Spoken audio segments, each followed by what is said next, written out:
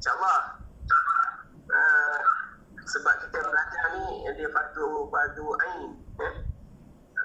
Sembahyang tu kita lewatkan sikit lah. Pukul 6 nanti kita bawa sembahyang. Okey, Muhammad Fariji Hasan. Okey, boleh kan? Wah, ini guru pendidikan Islam ni.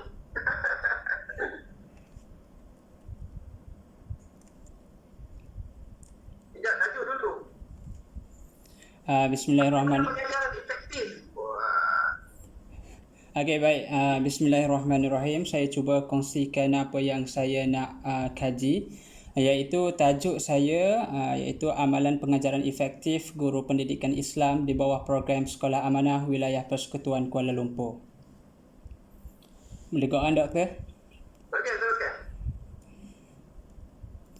Okey, kenapa saya nak buat program Sekolah Amanah ni? Sebab Sekolah Amanah merupakan satu program transformasi dalam bidang pendidikan dan pembangunan modal insan.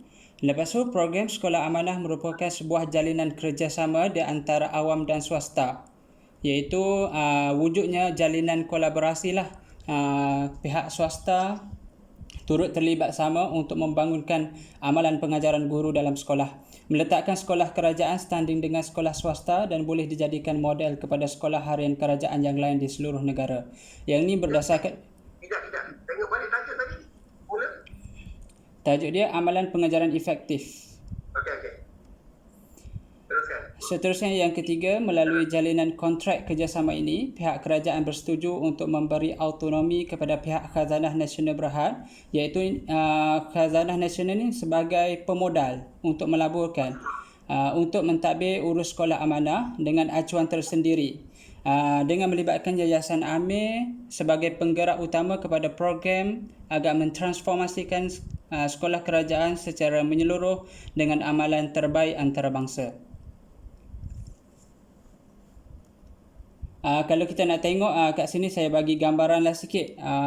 Kalau sekolah harian biasa dia KPM dan direct kepada sekolah.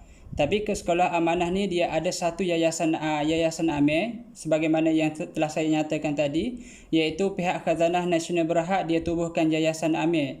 Yayasan Amir ni bertindak selaku untuk kontrol sekolah amanah.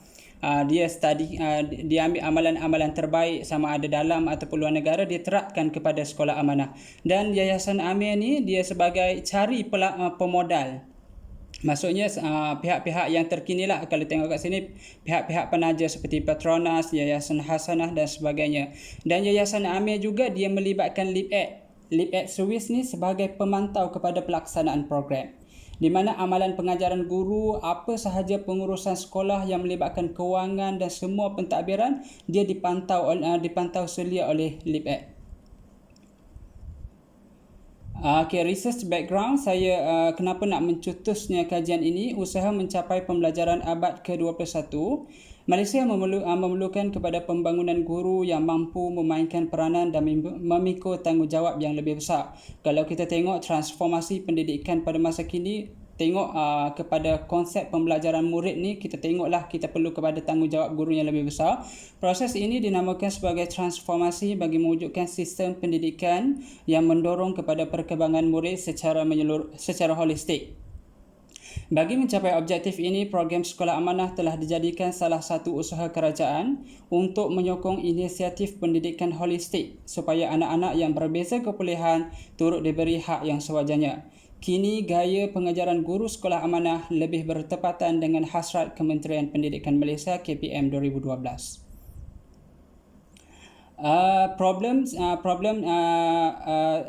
Problem statement ataupun kenyataan masalah.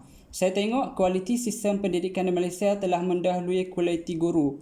Maksudnya sistem pendidikan Malaysia ni, kalau kita perasan, menteri-menteri, pihak menteri sentiasa mengkaji mengambil negara-negara yang terbaik dalam bidang pendidikan sebagai model. Dan apabila diaplikasikan dalam sistem pendidikan tempatan, pada masa kini kita tengok perubahan yang telah berlaku ni menunjukkan amalan pengajaran guru masih lagi lemah. Apabila guru gagal melaksanakan PDPC mengikut acuan pembelajaran abad ke-21. Ini berdasarkan kepada kajian Nurul Laila. Dan pendidikan abad ke-21 lebih pantas mengejar IR 4.0, namun guru masih lagi dengan corak pengajaran yang sama. Kalau kita tengok sini, kualiti sistem mendahului kualiti guru. Dalam konteks pendidikan Islam, ia dapat dibuktikan menerusi beberapa kajian, antaranya kajian Musnizam 2012. Mereka menyatakan bahawa kelemahan guru pendidikan Islam adalah disebabkan menggunakan pendekatan dan kaedah pengajaran yang tradisional. Kenyataan ini turut disokong oleh kajian Muhammad Maliki and the Gang pada tahun 2015 yang menyatakan bahawa pelaksanaan PDPC oleh guru pendidikan Islam pada masa kini masih lagi di tahap yang lemah kerana kurangnya pengetahuan dan kemahiran dalam penyampaian pengajaran. Begitu juga dengan kajian Habibah Elaya Aritini Ramli 2016 pada tahun yang berikutnya menjelaskan bahawa dari tahun 19 sehingga saya tak nampak skrin. 1997 sehingga 2005, aspek amalan pengajaran guru pendidikan Islam masih tidak memberangsangkan. Seterusnya, kajian Aizat yang terbaru ni pada tahun 2018 menyatakan sikap guru terhadap transformasi pendidikan masih lagi di tahap sederhana yang mungkin disebabkan oleh guru yang selesa dengan persekitaran sekolah yang statik dengan keadaan semasa. Keadaan ini menunjukkan kelemahan amalan pengajaran guru pada masa kini kerana masih lagi mengamalkan amalan pengajaran yang berteraskan one size fits all. One size fits all ni awak ringkaskan sebenarnya untuk bahagian statement ni. Saya rasa statement ni awak punya penyelia boleh sesuaikan. Alright. Saya awak fokus kepada objektif kajian. Objektif kajian. Kemudian elemen tajuk untuk bab 2 dan metodologi. Okey. Sebab kita ada masa banyak. Okey, masa dah. Yang paling besar lah. Okey. Awak ringkaskan saja apa dia, contohnya kalau macam problem statement ni, sebenarnya apa 5 problem statement, sebutkan je, tak payah baca. Kalau baca jadi lambat. Kita sekarang ni masalah kita masa. Okey, baik. Okey, sebut je, apa dia? Okey, kalau problem statement ni, kalau kita tengok pengajaran guru ni masih lagi dogmatik, iaitu lama, tidak berubah. Pada masa yang sama, kalau kita perasankan kurikulum pendidikan KSS ni dia lebih pantas. Contohnya tajuk yang berada pada tahun 3 masuk kepada tahun 2, tahun 2 masuk kepada tahun 1. Lepas tu dia berlaku pula transformasi bilik darjah, di mana transformasi bilik darjah sekarang ni yang berlaku pada masa sekarang, dalam satu kelas itu mempunyai mixed abilities. Maksudnya murid yang pelbagai tahap kecerdasan kognitif, ada yang pandai, ada yang lemah dan ada yang sederhana. Itu menunjukkan bahawa kekangan-kekangan di antara cabaran lah yang dihadapi oleh guru pendidikan Islam. Dan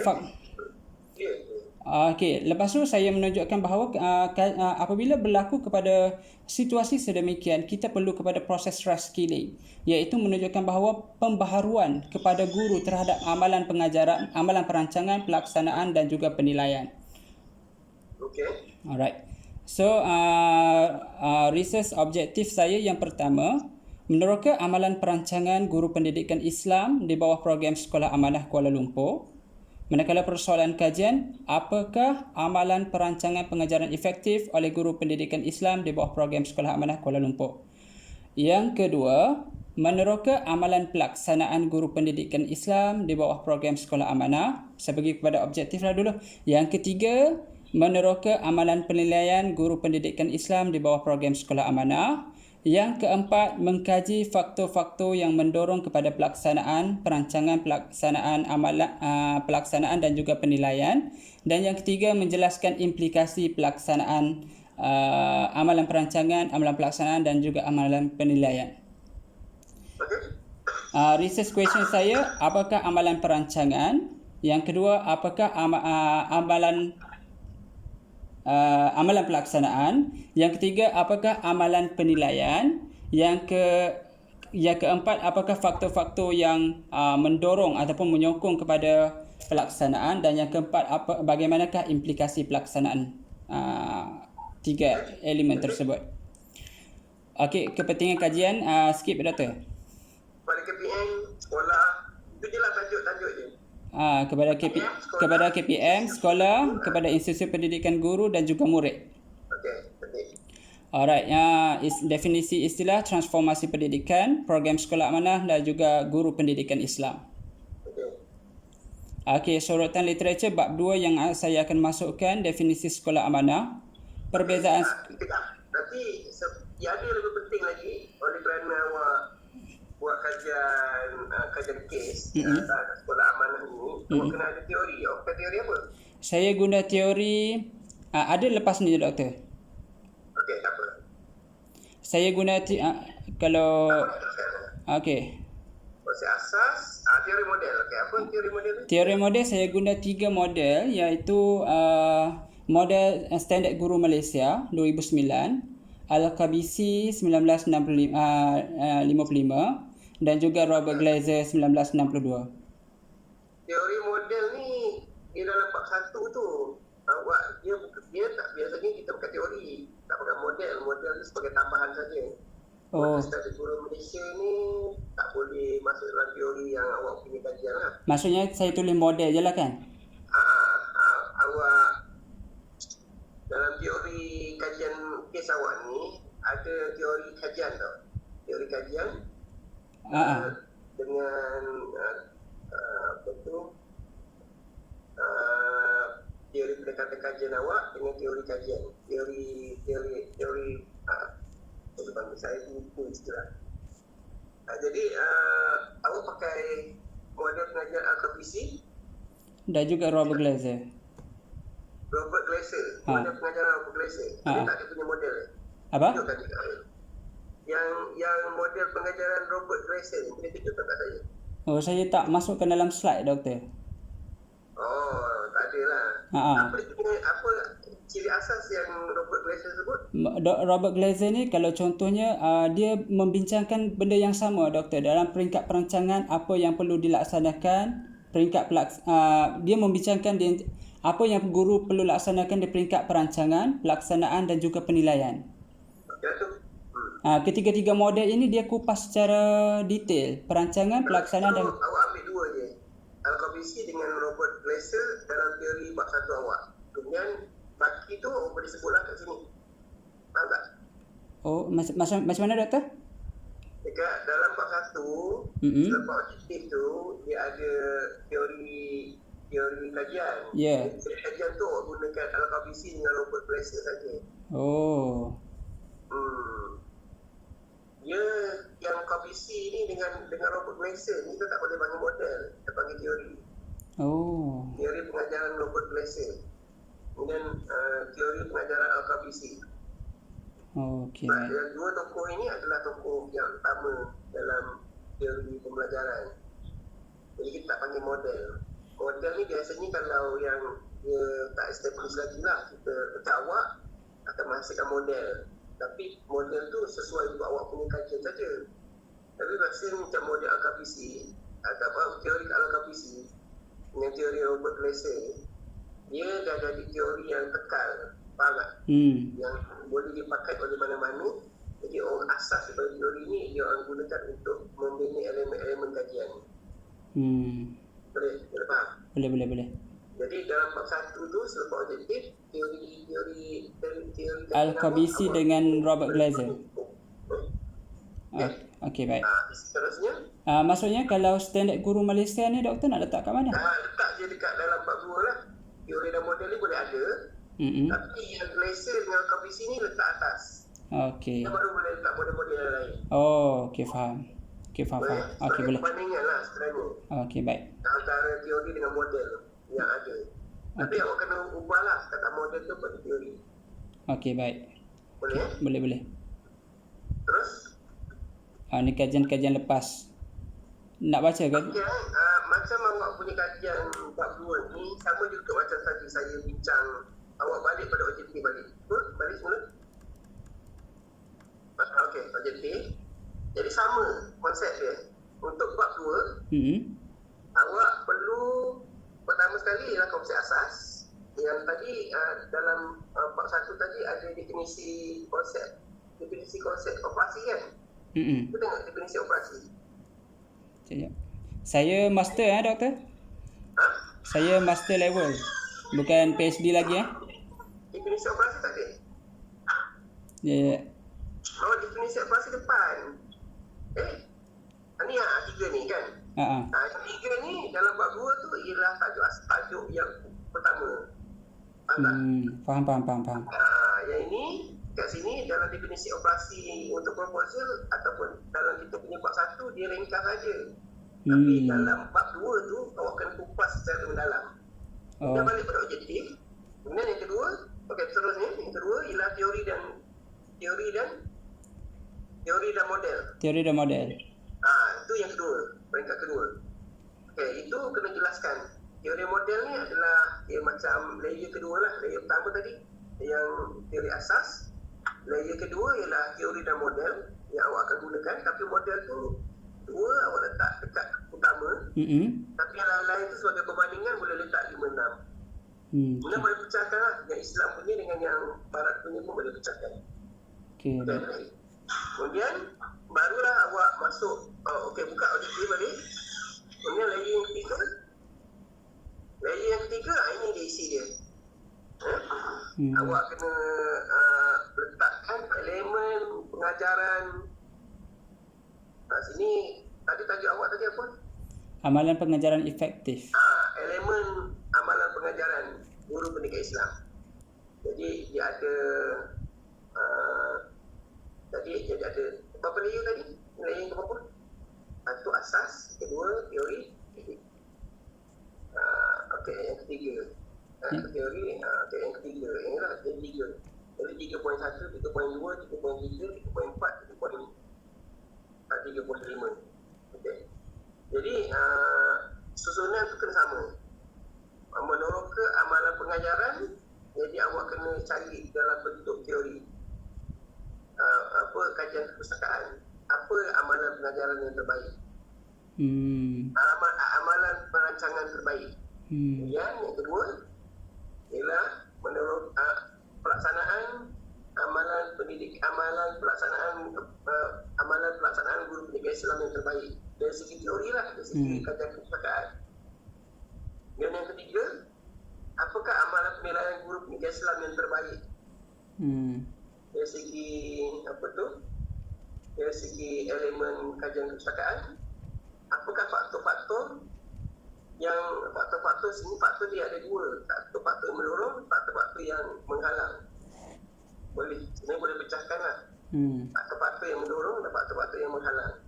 Nanti bila awak buat kajian sebenar, awak boleh jadikan kajian-kajian yang menghalang sebagai tukar. Macam tadi juga lah, macam yang pelajar pertama tadi, awak jadikan faktor-faktor halangan tadi sebagai penambahbaikan, pemerkasaan kepada pengajaran. Boleh faham. Faktor-faktor yang kalau awak tak jumpa faktor-faktor kelemahan tak apalah, cuma untuk awak ni ialah faktor-faktor yang mendorong kepada keberjayaan lah. Pelaksanaan amalan pengajaran, penilaian, amalan pelaksanaan dan amalan penilaian. Dan akhir sekali kesan implikasi pada pelaksanaan rancangan dari segi aspek dari kajian-kajian yang lalu. Susunan tu mesti kena sama. Dan susunan yang sama juga yang 5 aspek ini dalam kajian-kajian yang lepas. Faham. Awak punya ni sebenarnya tersusun rapi lah, cantik. Settle settle. Masuk pada objektif. Masuk pada ini bukan objektif, masuk dalam awak punya ni metodologi. Boleh kupas sekarang. Metodologi awak apa awak buat? Kajian kes. Kalau saya kajian kes, iaitu saya melibatkan sekolah SK Desa Pandan. Saya melibat satu sekolah saja. Boleh doktor? Satu sekolah sahaja. Sekolah amanah ni memang satu sekolah saja ke? Tak, kalau kat wilayah Persekutuan Kuala Lumpur ni dia ada 4 semua. Ada 4? Ada 4. Awak buat master ke PhD? Master, doktor. Master. Kalau kajian ni tak boleh 3. Kena 3, maksudnya saya pergi ambil sikit-sikit lah. Jadi kalau ada 4, satu tu jadi kalau 4, satu tu awak punya ni lah. Ringkis. Cantik lah tu. Buat ringkis Selangor. Boleh. Dia memang master. Sebab kenapa dia kena 4? Sebab memang setiap sekolah tu dia mesti berbeza sikit. Jadi dan kita tak akan tepu lah. Cuma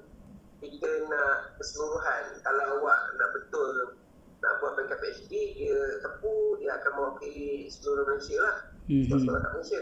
Yeah. Tapi oleh kerana awak buat kajian master, saya rasa sebab kemampuan yang awak buat tu, awak buat sekali je.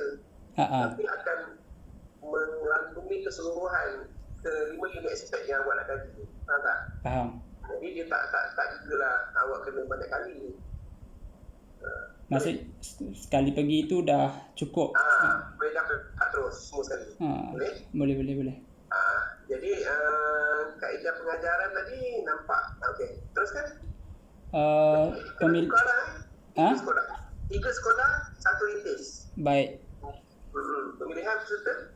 Pemilihan peserta kajian, saya ambil 3 orang guru pendidikan Islam yang yang memiliki ciri serta gaya amalan pengajaran. Awak buat satu sekolah tapi 3 orang guru. Bolehlah satu sekolah kalau macam tu. Satu sekolah. Antara sekolah dengan sekolah tu dia ada perbezaan tak?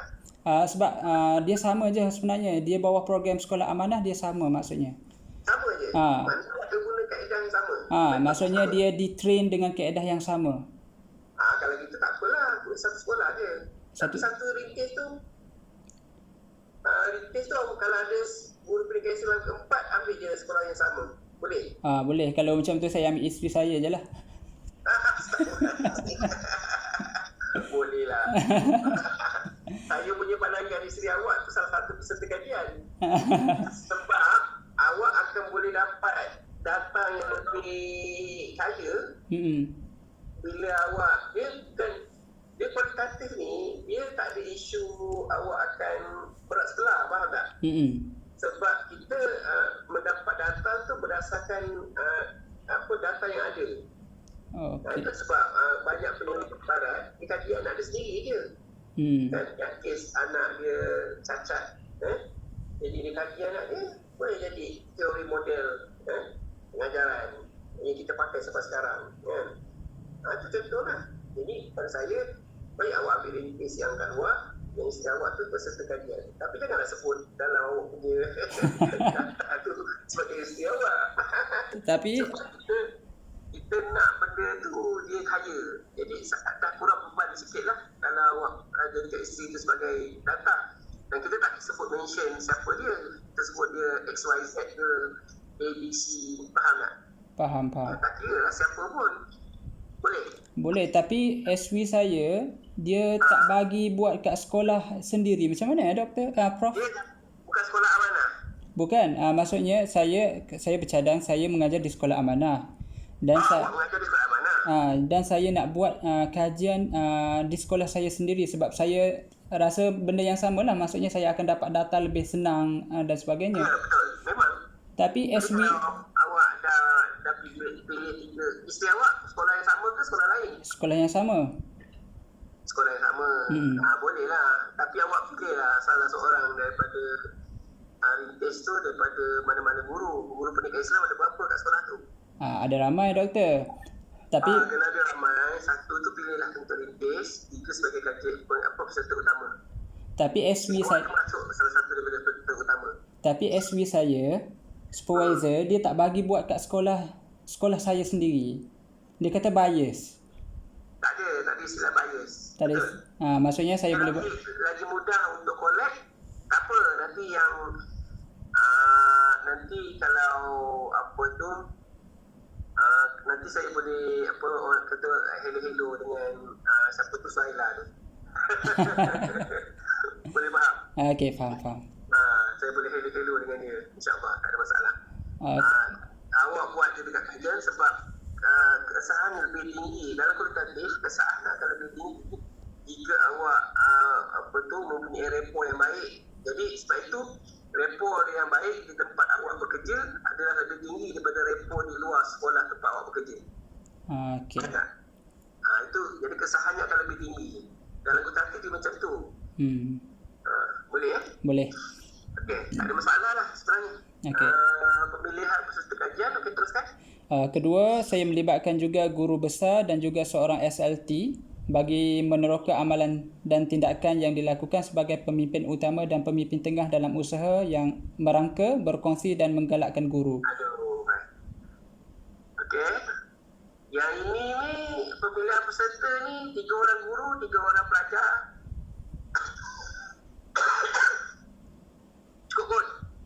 Saya Tak payah. Guru besar ke rakan guru tak payah. tak payah. Masa je kot, tak akhir nanti. Oh, maksudnya saya ambil 3 orang guru, 2 orang pelajar macam tu. Tak, 3 orang guru, 3 orang pelajar cukup. Okey, terima kasih doktor. Kemudian tu yang laporan, sebab awak kena ada lagi pemerhatian pengajaran. Oh. Jadi dah tiga data lagi. Faham tak? Kemudian dokumen 3. Jadi ada berapa? Ada 9. Ada 9 triangulasi data. Faham tak? Faham. 3 orang guru, 3 orang pelajar, 3 orang pelajar, 3 pemerhatian. 3 pemerhatian, Ya. dan 3 dokumen analisis. Banyak tu. Tak habis nanti. Okey, baik. Guru besar tak payahlah. Kalau tak payahlah, sebab awak memang mengkaji tentang, jadi guru besar tak ada kaitan pun. Awak kan mengkaji pengajaran terbaik guru pendidikan Islam. Apa cerita guru besar? Tak, saya memikirkan benda ni sebagai apa yang guru besar buat untuk sebagai menjawab. Tak payah. Lain. Tak ada kaitan. Maksudnya sebenarnya masalah dia ialah fokus tajuk awak ialah amalan pengajaran. Ya. Memang tiba ada guru besar tak tengok pun dia mengajar. Okey. Terus prosedur, jadi cukuplah tu. Kemudian lagi ada lagi. Prosedur pengumpulan data, proses menggabungkan kod, membentuk kategori serta interpretasi serta setiap data berdasarkan apa yang diperkatakan. Terus. Okey, right. Masing-masing. Okey, macam ni jelah. Tadi yang saya cadang tadi tu, betulkan balik ya? Saya betulkan balik lah. Itu je. Terus? Okey. Kesahan tata cara buat analisa. Okay, sambil bersutur. Tadi betulkan balik yang ni. Yang mana? Yang peserta kajian tadi. Dengan awak kena pecah kepada 3. Iaitu temu bual mendalam. Sekejap. Pemerhatian. Temu bual. Pemerhatian dengan analisis dokumen. Jadi dia ada 3 lah ni. Jadi kena betulkan balik struktur dia. Okay, kemudian seterusnya. Sekali lagi doktor, saya tak dengar tadi. Yang temu bual mendalam tu 3 guru. Pemerhatian, 3 laporan pemerhatian. Dan dokumen 3 laporan. 3 laporan dokumen. Yang temu bual tu pecah pada 3 pula. 3 laporan guru. 3 transkrip temu bual guru. 3 transkrip temu bual pelajar. 2 pecah temu bual kepada 2 guru dan pelajar. Kematian 1, dokumen 1. Kuat. Okey. Ya, dah. Kesahan dan kepercayaan. Kita tengok. Kesahan dan kepercayaan ditentukan menerusi audit trail.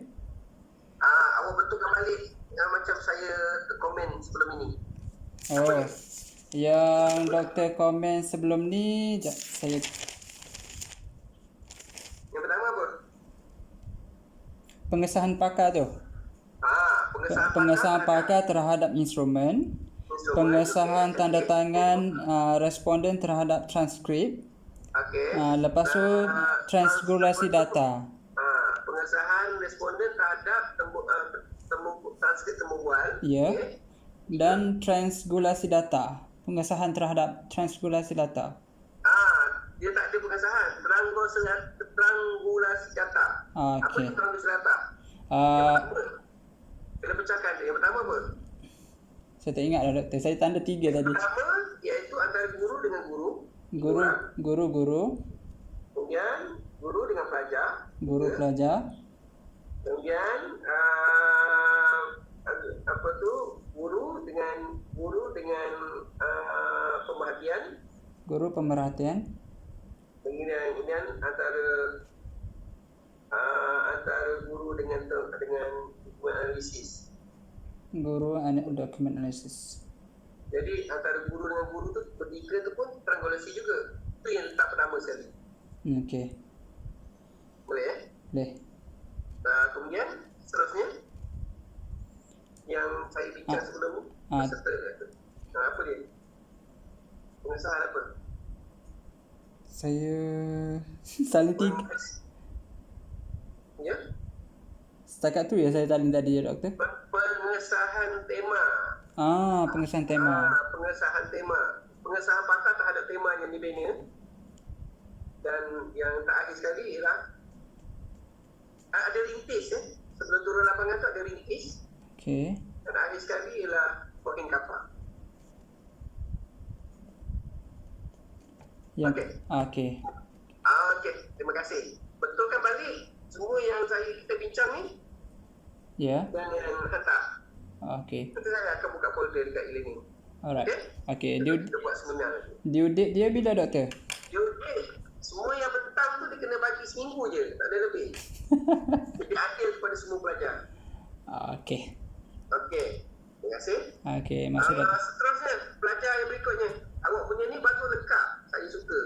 Jadi sebab tu saya terus betulkan je. Sebab awak buat lengkap. Macam tadi yang pertama, peserta pertama dia tak lengkap. Jadi saya suruh dia bentang dulu. Jadi saya terus baik. Sebab banyak kan. Okey. Ya, boleh? Boleh faham Okey, boleh faham doktor. Okey, peserta berikutnya. Siapa lagi? Saya dah. Okey, silakan.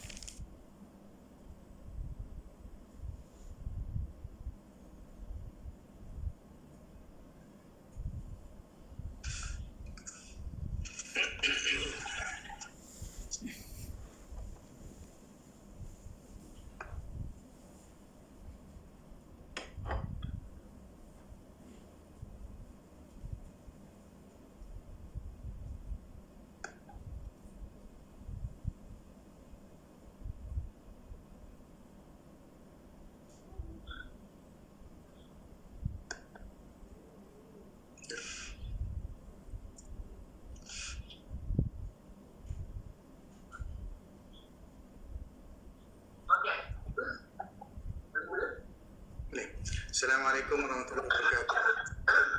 Bismillahirrahmanirrahim. Alhamdulillah wassalatu wassalamu ala Rasulillah.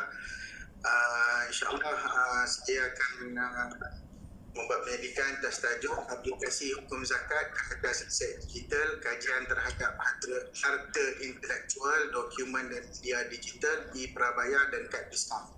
Banyaknya. Kalau banyak lagi kita kecilkan. No problem. Okey.